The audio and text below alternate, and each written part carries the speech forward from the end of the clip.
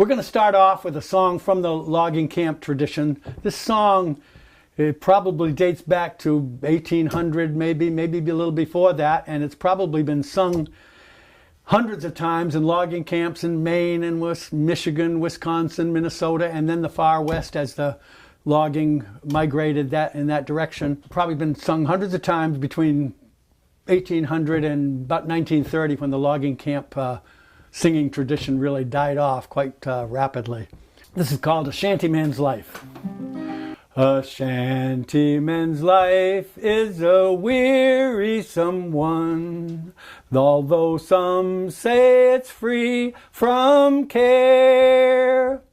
It's the swinging of the axe from morning till night in the forest wild and drear. We're sleeping in the bunks without any cheer when the winter winds do blow. But as soon as the morning star does appear, to the wild woods we must go.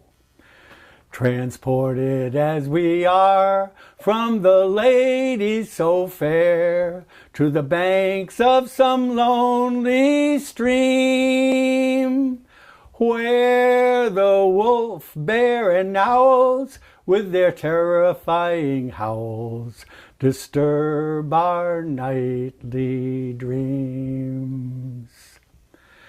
Had we ale, wine, or beer, our spirits for to cheer, when we're in those woods so wild, for a glass of any kind to ease our troubled mind, as we pass away our long exile. When springtime comes in, double hardships begins, for the water is piercing cold.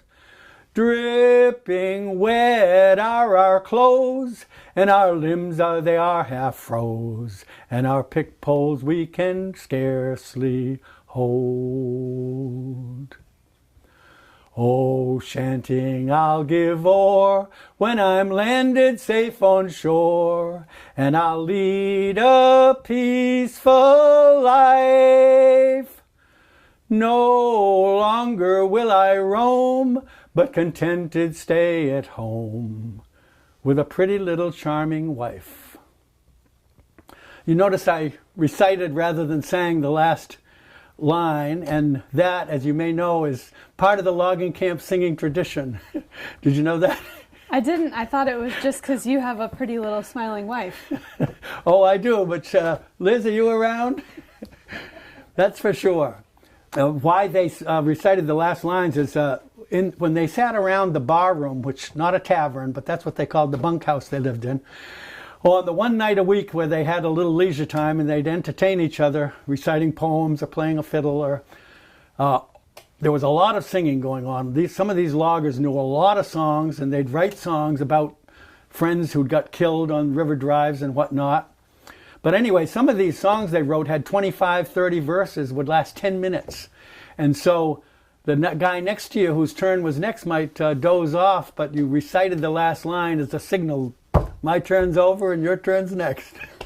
You know, I learned recently, I was just reading that when loggers would pass away on the river drives, if they got killed in the river, their co-workers would bury them on the shore and put rocks over them, but they would hang their boots from the tree over where they were buried. I didn't know that until just a little while ago. Yeah, I was reading a book about Joe Etienne's boots that hung there for 40 or 50 years on the West Branch Penobscot.